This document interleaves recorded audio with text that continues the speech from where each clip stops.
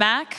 Once everyone takes their seats, I'll let them go down the line and introduce themselves. That was a great introduction. We've heard from technologists and subject matter experts, and now we're going to hear from practitioners who've been putting this tech to use in the field. So please kick us off, Alex, and we'll go down the line and then we'll get right into it.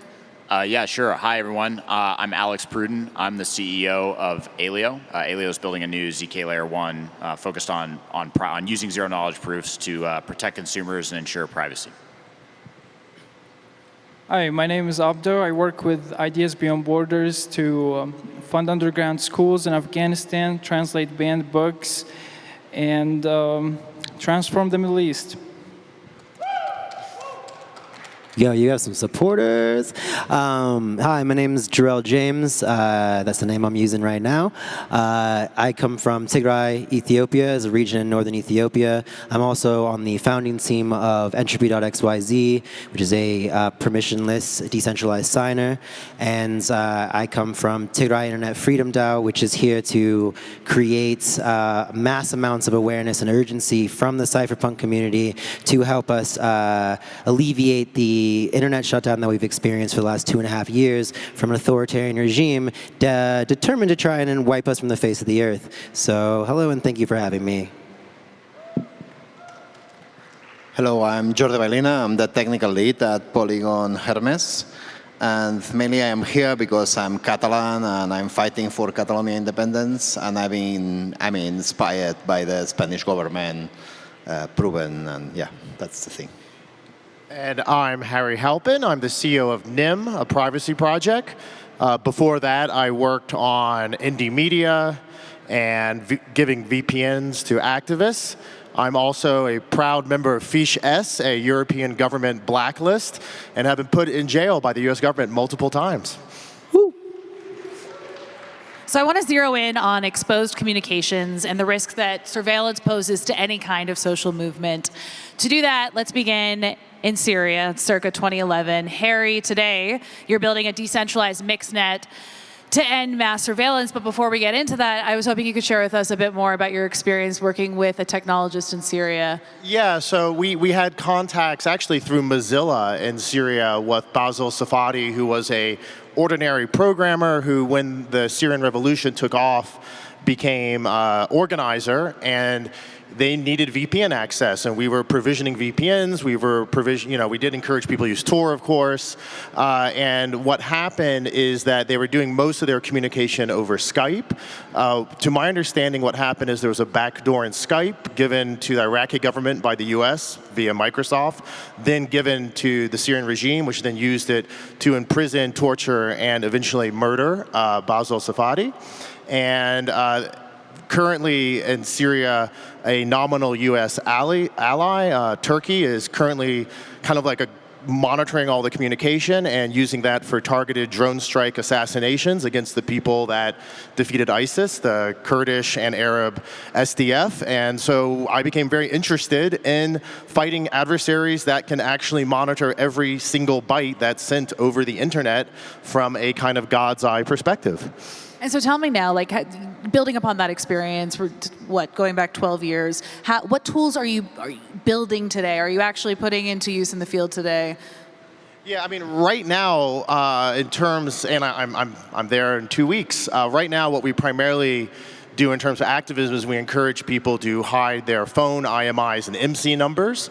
That's not something which is heavily commercialized. We don't see much blockchain tech being used per se, although there is a lot of interest in Bitcoin and financial transactions, of course. And what we're building today is this thing called NIM, which essentially takes some of the model of Tor and tries to add mixing packets and fake packets so that a global adversary that can watch the entire communication network can't use that information to locate someone and their communication pattern to arrest them and their friends or to launch a drone strike.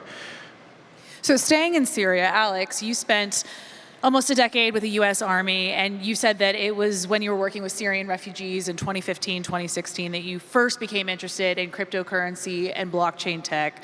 Tell me about that.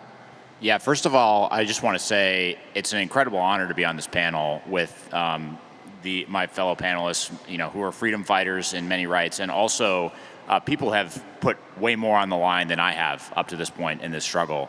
And my perspective, I've actually been on the other side. I've been on the other side where the information goes. And, and I think that experience, before we talk about the, kind of my experience working with the Syrian refugees, which inspired me to get into the space, that experience itself inspired me to get, not only did I want to go into crypto, but I wanted to work in privacy, because I don't think people realize the extent to which their information is being gathered and the extent to which that can be used against them. Seemingly innocuous things can be aggregated and, and depending on the circumstances, be turned and used against you. So to me, that's something that, like, liberty is a value, is a principle that I care very deeply about, and I think we should all care more about it in a digital sense. But getting back to my story, yeah, I spent a decade in the Army. I worked in Afghanistan, I worked in Iraq, and I worked in Syria, all places that, experienced tragedies, possibly in no small part to the American Armed Forces intervention there. And I was struck in particular working with Syrian refugees, and what inspired me to join the space and kind of pursue this as a career path was, for as bad as digital technologies can be in terms of enabling governments to collect information and maybe do bad things with it, cryptography is an amazingly powerful tool to empower individuals, right? And Bitcoin, the way I learned about Bitcoin was Syrian refugees who had spent Syrians who had spent their whole lives playing by the rules in many cases, like this computer programmer that Harry mentioned, I'm sure was playing by the rules his whole life, and one day the rules just changed and everything turns upside down. And to me, the power of Bitcoin at the time was the first thing I was exposed to, is this concept where, like, even in that moment, this is a technology that you and uniquely you can hold in your hand, and it's a power that you and uniquely you hold in your hand. If you've worked your whole life as a doctor saving for your kids' college, and suddenly you're cut off to access from the Syrian banking system, you can go to Turkey and start over again with your wealth. That's something as an American growing up with the benefit of the US dollar, I never had an appreciation for. But when I saw that with my own eyes, I was like, wow, this is a technology that's going to not only change the world, but more specifically, it's going to improve the lots of people who it's easy to forget about. Abdo, we've talked about how the use of cryptography can play a huge role in advancing the work that you do with Ideas Beyond Borders in order to protect the identity of vulnerable individuals and move resources to people in need. I'd love to hear more about your experience and work spanning Syria, Afghanistan, Iraq. Totally. Thank you so much. First of all, thank you for inviting me here, and thank you for the panelists. This is a great opportunity. So I was born in Iraq. When I was born, Saddam Hussein was the leader. Talk about unlucky. If you don't know Saddam Hussein, well, lucky you. From a young age, I understood the importance of information. And the thing is, guys like Saddam Hussein also understand the importance of information and privacy. And hence, he had banned all sorts of entertainment, radio, TV, information, anything that has remotely to do with liberty, freedom, democracy, forget about it. And it's not only Saddam Hussein. We see that trend in other places. If you look at the Syrian revolution, the very first thing Assad did was go after digital activists. They need to make sure that the word doesn't go out. Then you look at places like Iraq, again, 2020. The government shut down the internet once there was protests. You look at Iran today. The very first thing the government does is shut down the internet to stop the flow of information. Now, in the context of my work at Ideas Beyond Borders, we have an extensive underground network of activists and translators all across the Middle East and Afghanistan. We need to keep those people safe. And that's where we rely on you guys to provide that cryptography, to provide that security. So, for instance, with our work in MobileCoin, we've been able to provide digital security campaigns in the Middle East and Afghanistan. With our work with Lantern, we've been able to help in Iran. And so that's really important for us, the liberty world and the crypto world, to work together, because we're really striving for the same future here. And for us, privacy is not negotiable. For the underground school teacher in Afghanistan who's teaching young girls, in secret from the Taliban, privacy is not negotiable. For the translators, I know of a young woman from Syria who was translating for us and was beaten up by her family for translating for us because we translate things that have to do with science, critical thinking, and democracy, things that the other side doesn't want us to translate. And so, yeah, privacy is not negotiable for us. Now that we are moving in the right direction in terms of VPNs and making sure that those people are not only safe, but with the use of VPN, they can access information that otherwise isn't accessible. So we do the work of translation, but then the authoritarians don't want that information to be available. And so the next step is to be able to create an economic system that is independent of those authoritarian regimes. And that's where we need cryptocurrency. So I would love for our underground school teacher in Afghanistan to be able to be paid in the privacy of her house using cryptocurrency and not have to leave her house to receive her compensation to continue educating those young girls. So yeah, I just think this work is really important. I'm just glad that I'm speaking to you here about it. So yeah, thank you. Jarrel, you've been combating human rights violations in East Africa, and I'm going to leave this question open-ended, but I'm wondering if you can share with us a bit about your personal firsthand experience and how that's informed the work that you've been doing with activists still on the ground and who are a part of the diaspora who face risks. Yeah, so everyone up here, well, not everyone, but a lot of the discussion has actually talked about Syria as an internet shutdown. And I want to highlight that I come from Tigray, and a space in a region in northern Ethiopia. And we just erupted from the longest internet shutdown in the history of humanity, which was used as a barricade to carry out an absolute confirmed genocide, where 800,000 lives were lost and current estimates of 200,000 conflict-related sexual violence survivors. But all of this was actually put into place, and I want to highlight this as a timeline and how authoritarian governments actually learn. This was actually enacted by the Ethiopian elite in Addis Ababa because they watched Syria. They watched the West's apathy in some ways towards, not in some ways, a lot of ways, towards Syria and the internet lockdown. And they said, we're in a similar leveraged and advantageous position as a country of color dealing with the West and their interests around the planet. So they have systematically watched what happened in Syria and tried to recreate that exact same playbook to attack the Tigrayan ethnic minority in the north of Ethiopia. For whatever reason, nobody really understands psychopaths, and I don't really try to.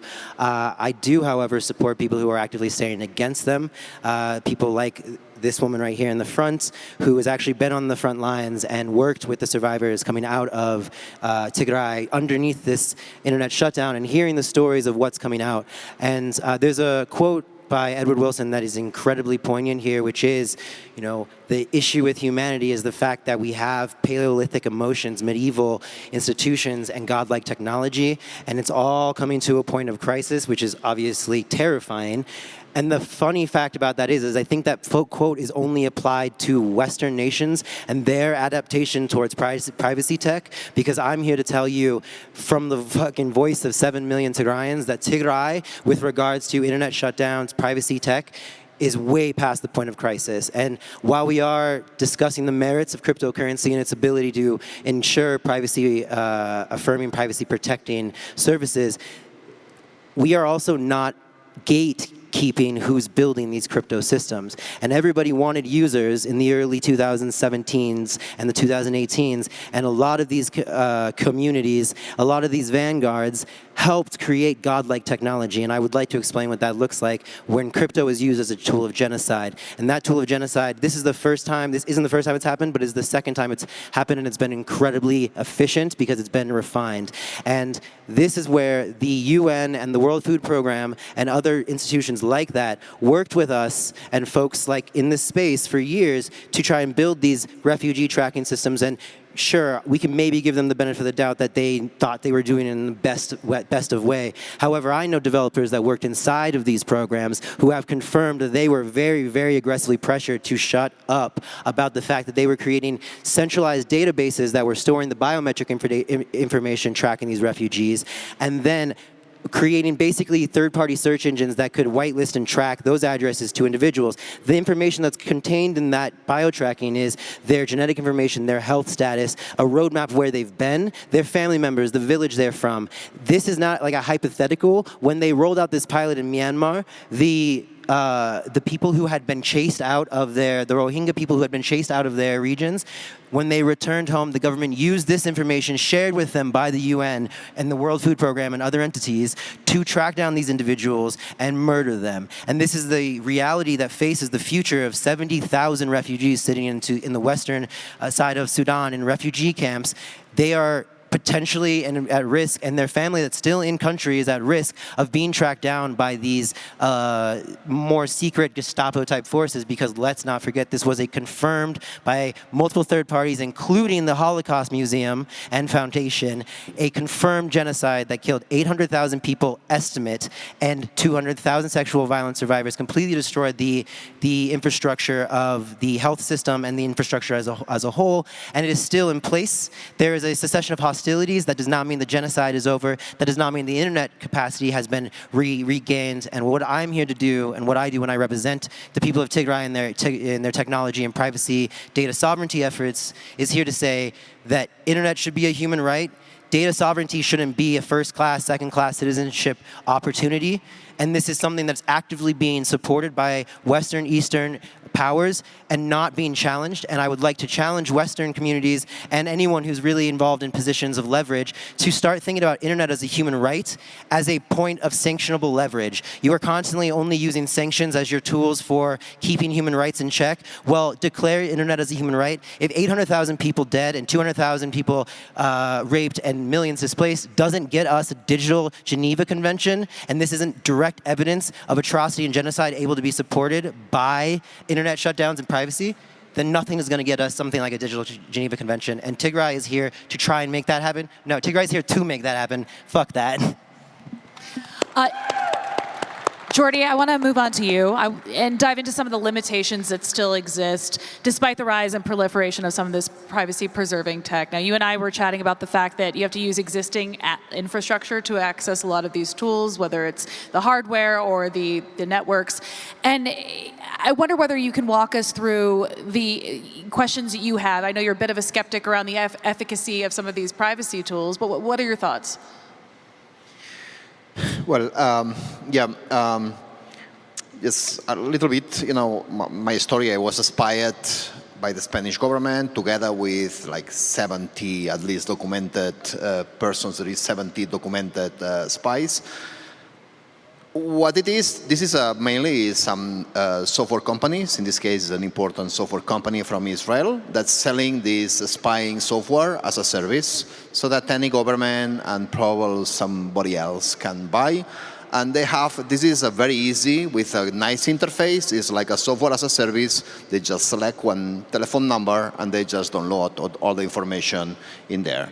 So mainly what they did is they just took this is a government, it's a movement that wants independence of Catalonia in this case, so they took all the politicians, lawyers, activists, anybody that was somebody in there, and they just attack their iPhone and they collect all the information just by that, okay?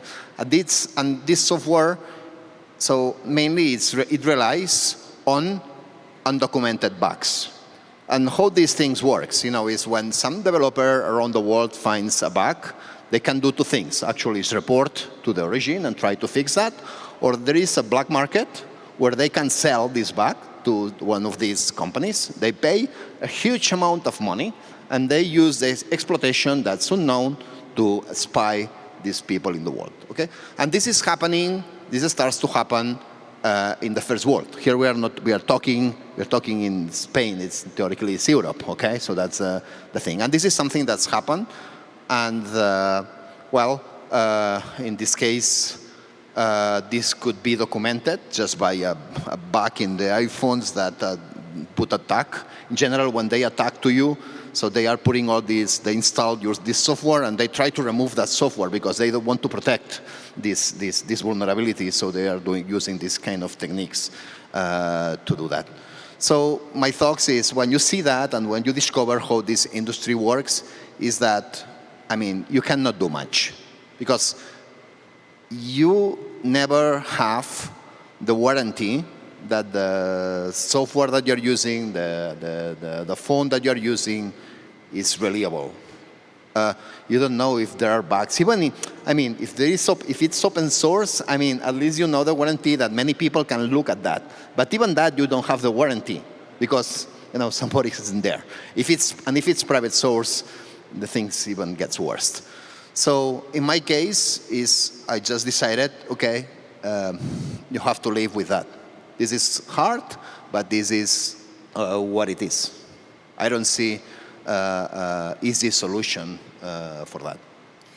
Earlier we were talking about defense companies like Palantir that are building technology to counteract a lot of the tools that we've been featuring today and how they're being used on the ground. And so many of you have also taken on this role of not just practitioner, but developer, and you're creating tools because you have firsthand experience of what it's like to deal with the fallout under these authoritarian regimes. And my question to you is, how are you staying ahead of this? Like, what is the tech that's in the pipeline now that maybe people aren't talking about, but it's in development just to keep pace? Well, I would say one thing is we're increasing our threat model. So for 10 years ago, it seemed crazy that you would have an adversary that monitors the entire internet. But then Snowden showed the US government could indeed do so. And then all of a sudden now, Russia can do so. Cyber criminals can do so. Many companies can do so. People with Microsoft-level budgets can do so. So we need to up our threat model so it covers things like an adversary that can watch every single packet sent over the internet, and that's what we're doing with the NIM MixNet, to be honest. And I think we're also increasing the tools for financial freedom as well in a privacy-preserving way, but I'll leave that for other people. Alex, I know you've been on both sides of this. Yeah, I mean, look, I think there's a technological angle to that, but there's also a social angle to that, right? I think the social angle I'll maybe just start with is, I think it's become a norm almost resulting from apathy, where people would just kind of like, okay, well, what am I going to do? I'm just going to they've already got all my data, like my credit score has been hacked 15 times, and like, what are we going to do? And I think I would really encourage everyone in this room, again, leaving the technical part aside for a minute, to just remember that these things are important. And it's not just important just for you, but it's important for everyone in society. Because, we have people on this panel who, like I said earlier, it's like we're playing by the rules as they knew them, and when the rules change, suddenly you're in that spotlight, right? Or people you love are in that spotlight. And so I think just caring and making your voice heard about how important these issues are, and that just even a little bit can help change how we as a society view these things, and therefore how policies change around this, and how laws and ultimately, how our laws will ultimately define what's okay and what's not. Now, on the technological side, I mean, at Alio, one thing we care very deeply about is making everything private by default, right? So it's important for us to make it so the norm is privacy, and the norm is consumer protection, and the norm is you only choose to share what you want to share. Now, I think it's the last thing I'll mention here is I do want to just call out that there's a lot of governments around the world and a lot of centralized entities that do bad things.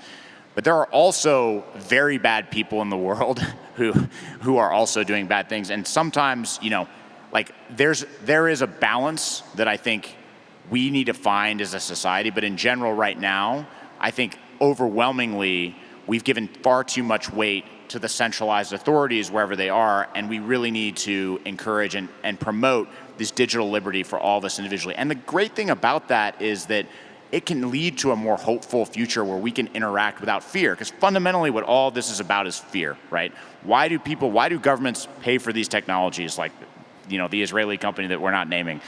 It's fear, right?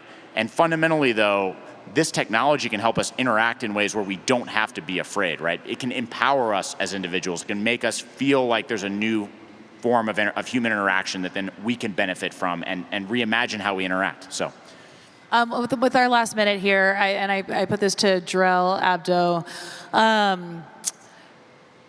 There is this narrative promulgated by authoritarian regimes. I think of countries like Russia, Iran, and the DPRK, that all crypto and Web3 tools are synonymous with crime. Before we came up here, there was a panel speaking to the OFAC sanctions on Tornado Cash. You have a developer in a Dutch jail right now for working on open source code. So I think that there is this regulatory crackdown, and I've spoken to some people who are going underground because they don't feel comfortable doing the work that they were once, they don't feel comfortable doing work out in the open. And I guess my question is, how do you navigate the legal risks, whether it's within the local, local context, or if it's when you're, a part of the diaspora living in the U.S. and you're facing, new regulations here?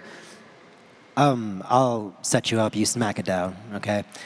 We've already been talking because our work is so similar in the fact that we are representing people's who look like us, who are being afflicted by these technological limitations and sieges. For us, I think it's becoming, when you talk about new things, new technology, I think, a lot of other, Western countries are going to try and develop new technology to battle this militant privacy violating movement happening. I think from our perspective, what we're looking at is what's happening on the side of coalition and actually treating this idea of privacy with as much as an urgency as we saw island nations treat climate change, where they came to the table and said, hey, we are the ones that are going to get screwed by this. This 2-degree limitation doesn't work for us. The same should come from afflicted populations around the planet, making coalitions, going to the IGF, standing in the same rooms as these power-hungry dictators and asswipes, and saying, this is the standard of which we expect to be treated. We expect the same privacy-preserving technology that you are so eager to give the developed world. Stop treating us like second-hand citizens. Stop enabling your allies and the leaders of these countries to create this second-hand citizenship and this blockade of our rights, and start treating internet as a human right, because that, I think, even though everything else in the world seems like it's on fire, if we don't address the fact that there is a definitive move by authorities that be to create almost separate levels of ability on the internet, that's something that we are all going to wake up one day and realize, oh shit, I was Tigray, I was Syria, I was Afghanistan, it was me. And I think that's where we want to talk about going forward and getting people on our side. Yeah, I mean, if I would add anything, it would be that we are not the norm sitting here in this room, When the Taliban first took over, or just in the last few months, they banned over 23 million websites. So the best thing that we can do sitting here is, keep empowering people living in these situations that we were living in, and that's the best and only thing we can do. It's important to remember that we do this for the greater good. We're not the norm here. For most people in this world, they've never even experienced banking. Like when I came to the U.S. and found out about the miracle of banking and found my passion for the Broncos, and it's just a whole new. It's just a different league, financing, credit, all of that. So to make these tools available for people who are living in these authoritarian regimes could be a game changer, in their efforts and their activism in changing their regimes one day for a more democratic, free, a future of liberty, essentially. Thank you so much, this incredible lineup of panelists, and for sharing your stories. I'm so grateful to each one of you. And thank you to the audience for joining us for this conversation. And that's that.